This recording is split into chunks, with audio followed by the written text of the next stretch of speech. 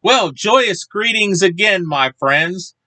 Due to circumstances being what they are around the world today, I've been thinking a lot on a topic that really seems to be far easier for us to claim belief in or to say that we all do than to actually put into practice when the time comes.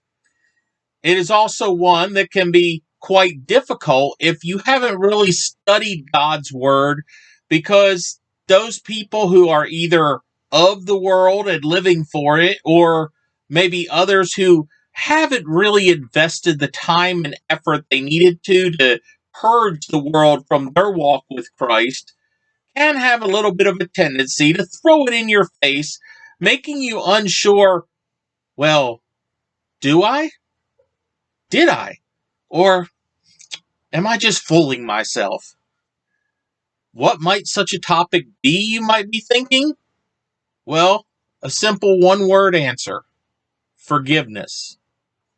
Oh, it is truly quite a common catchphrase to say, especially among the Christian community, and that many of us have been told to do by parents or moralistic adults as far back as we can remember, even outside of those Christian circles. But the question still remains: how do we forgive others, and what exactly does need to be involved in forgiving them? Now, in the book of Matthew in the Bible, chapter 6, verse 15, Jesus stated that if you do not forgive others of their trespasses, neither will your Father forgive your trespasses. Or over in Mark 11:25, where Jesus taught, whenever you stand there praying, forgive if you have anything against anyone, so that your Father also, who is in heaven, may forgive you your trespasses. You know, if you really try to think about it from the way most people's minds works, that does sound a little bit harsh, doesn't it? I mean, why should we not be forgiven just because we were so frustrated at somebody that we couldn't bring ourselves to forgive another person? Well, listen and hear to the words of 1 John 4:16 through 19. So, we have come to know and believe the love that God has for us. God is love, and whomever abides in love abides in God, and God abides in them.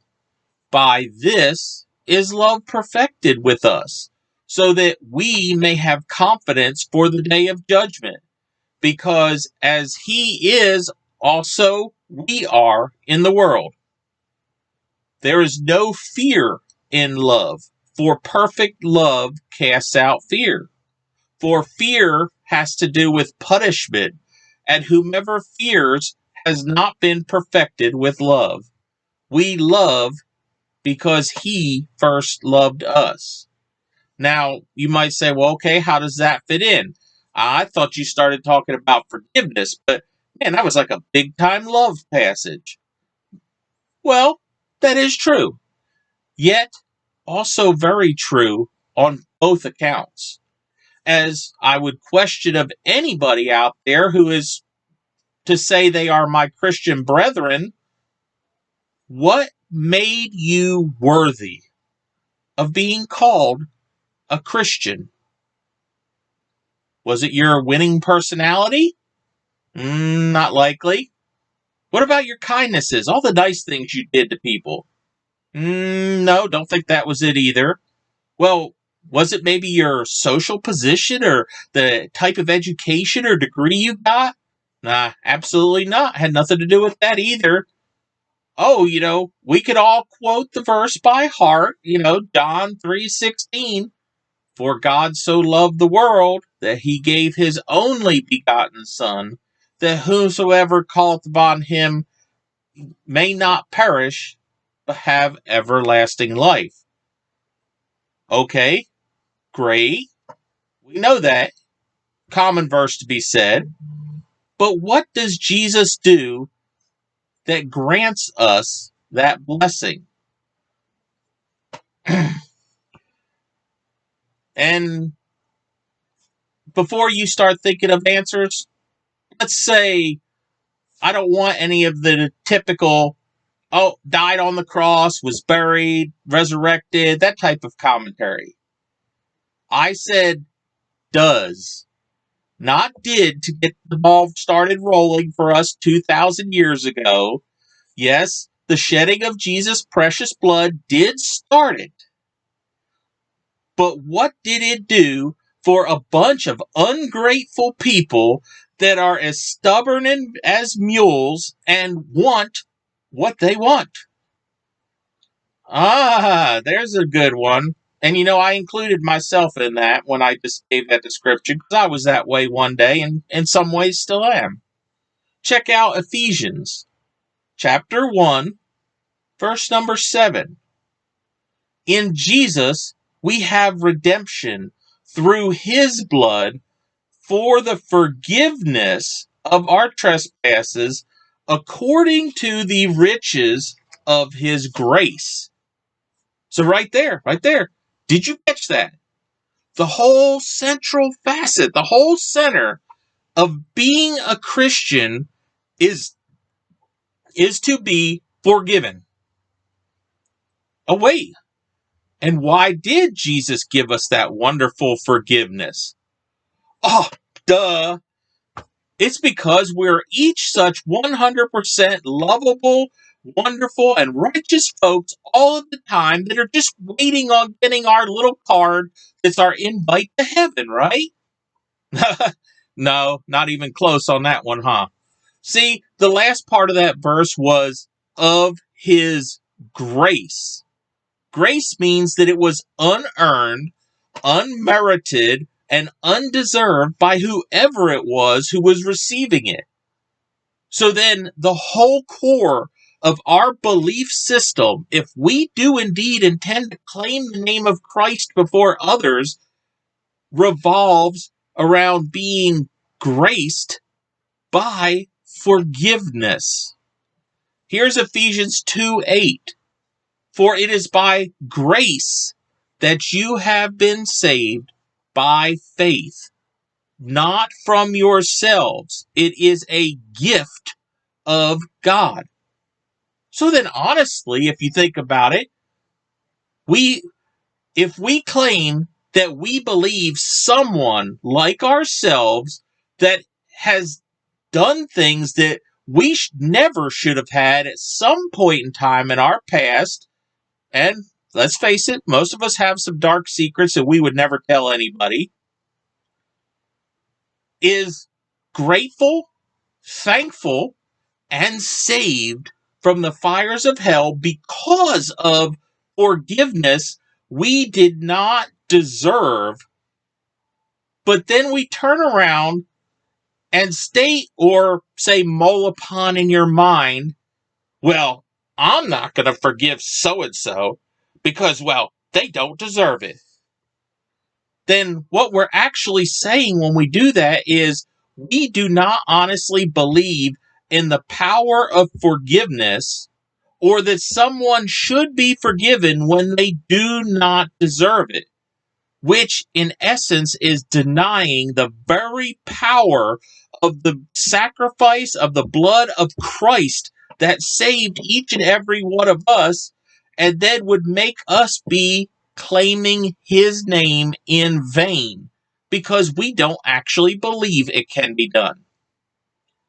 It is the basic core of the Christian belief for forgiveness to occur, and hence why if we deny it to others, God looks at it as seriously as he did in those first couple of verses I read.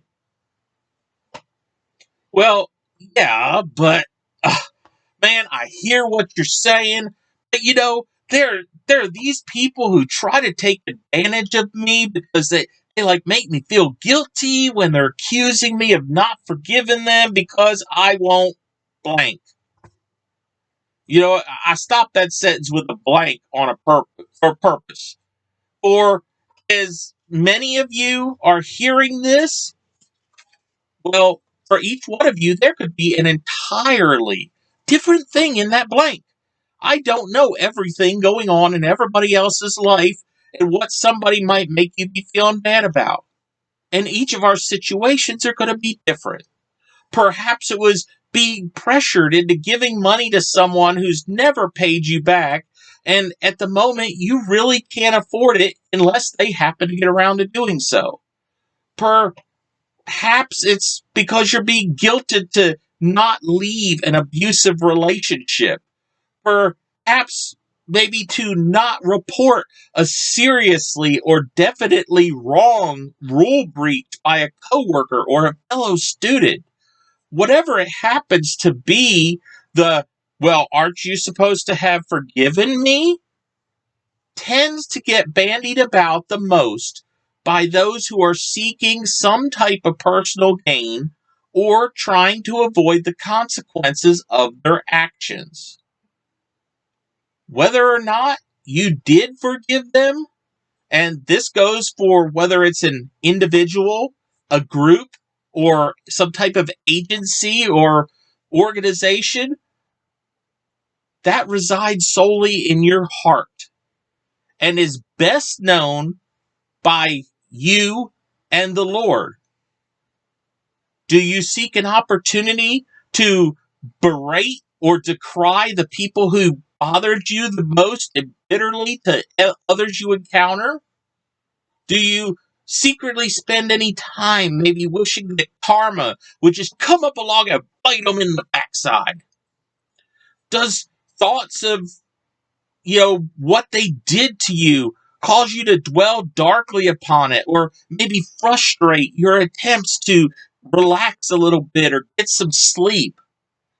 Well, if that's true, then the odds are you're probably holding some kind of ought, some type of grudge or anger, frustration against them in some manner rather than completely forgiving them. Or did you lift them up to Jesus and pray they would gain understanding? Did you turn the situation fully over to Him? Could you say, greet them in public, like maybe at the gas station, they happen to pull up across from you, or you run into them in the aisle at Walmart or Kmart or whatever store, without putting a scowl on your face or, some kind of muttered commentary. Well, they're so and so, I don't like them. You know, do do you find that you are not stressed by whatever the incident was that led to what came between you, and instead feel God's peace in you? Would you be willing to do them a kindness despite what happened, like, say, jump starting their car or helping them change a flat, load their groceries in the back of their truck if they got so much? Well, then you probably indeed forgave them. Where we tend to confuse ourselves with it is the consequences of action part. Yes, it is absolutely true.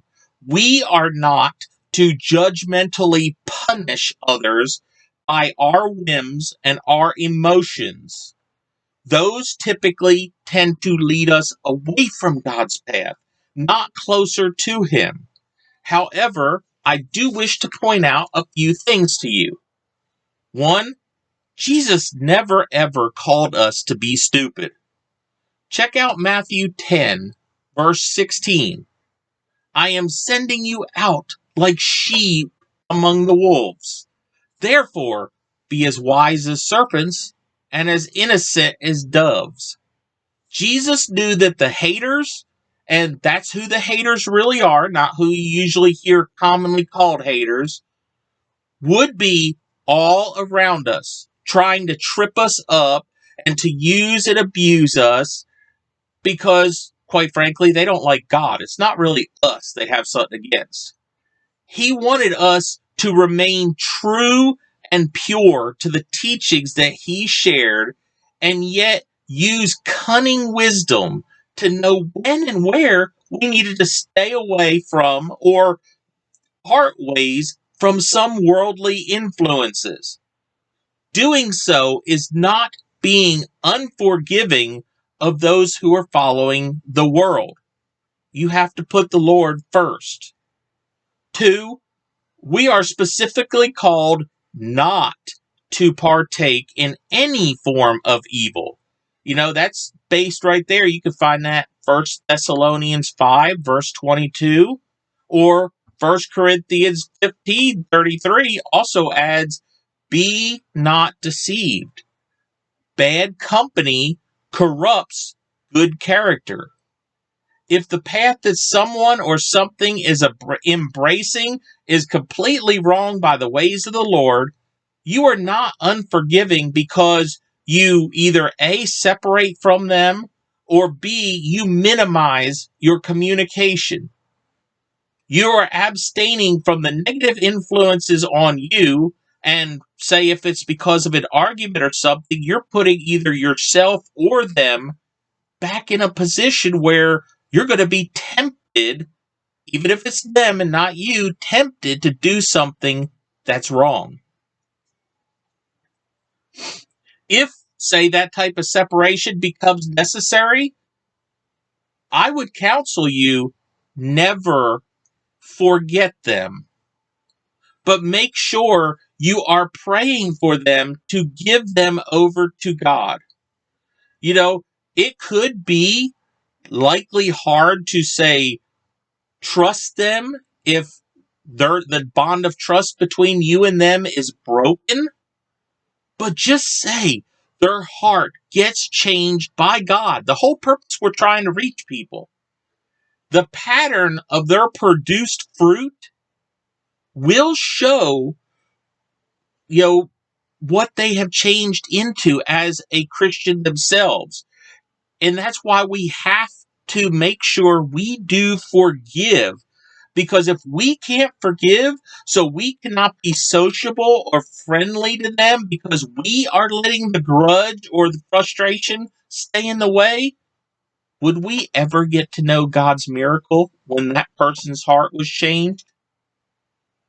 And of course, 3, it's not our place to deliberately try to force a retribution upon someone. As Romans 12:19 says, do not take revenge, my dear friends, but leave room for God's wrath. For it is written, it is mine to avenge. I will repay, says the Lord. If you need to separate, then separate.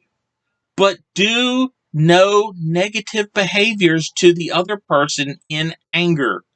If asked about something straightly, speak only the truth, and with honor and without embellishing it. That's where we usually fall short. We like to try to slant things in our favor.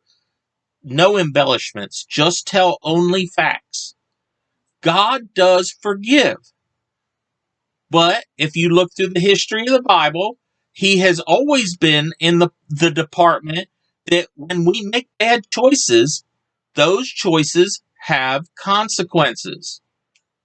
Most of you probably are familiar with King David, if nothing else, from the story of him as a kid slaying the giant with the sling. He was forgiven many times. Yet that forgiveness did not prevent him from having to choose a punishment for numbering the fighting men of Israel. That was in 1 Chronicles chapter 21. Or the multiple levels of consequences that he faced for, and his whole household, as a matter of fact, for the adultery that he committed with Bathsheba and the murder of her husband. That's 2 Samuel chapters 11 and 12. Or how many times did God forgive the nation of Israel for turning to idol worship rather than worshiping Him, the Almighty God? Yet still, even afterwards, they would end up suffering being taken captive by some pagan nation as a punishment. Does that apply today, though? Oh, absolutely. I am a Christian, and very open about that to everyone. What would happen if I decided that I really needed to repair my home? or to get better stuff for my family. But I looked at my bank account and, man, it's slightly lacking in the funds. Home repair is pretty expensive. So I decided to go travel somewhere a little ways away where I wouldn't be recognized and donned a ski mask and then went and robbed a bank or maybe robbed a couple homes. If I came home then, knowing what I did, and pleaded to God, "Oh Lord, I am so, so sorry. I was weak. Please forgive your servant's transgression." If that was truly my heart, because of Jesus and what he did, I will indeed be forgiven. But does that mean that suddenly the heat is off? The police will stop looking for me? I'm safe from prosecution with my ill-gotten gain? Absolutely not. If the police figure out it was me, I will face the consequences of my jail time, my name and reputation being destroyed, my family likely being shattered, my wife and kids struggling without me, and likely they're going to get harassed because, well, their preacher daddy is some cheap criminal. God does not remove all of all the consequences. It is not your fault that there are consequences, like, say, not hanging out every Friday night at the bar with someone because you're trying to avoid the negative influences there, or you broke off a relationship with a boyfriend or a girlfriend because of abuse in the relationship, or you decide this person, I love them, they're my friend, they've been my friend, but the lifestyle they're leading, I can't do that, so I'm going to just have to step away. I'll talk to them. I'll pray for them. I'll always let them know I love them, but I got to keep some space in there. We're just never to try to harm. We are not to hate them maliciously or find reasons to destroy what they're working on or trip them up because, well, you're just in the wrong, so I'm going to make sure you understand it. We are not to do that. That is not our place. It's God's. You know, when you report your friend, say, if you found out they were molesting a child, that's not forgiving them. Speaking with wisdom against the wrong in a group you're around is not forgiving them.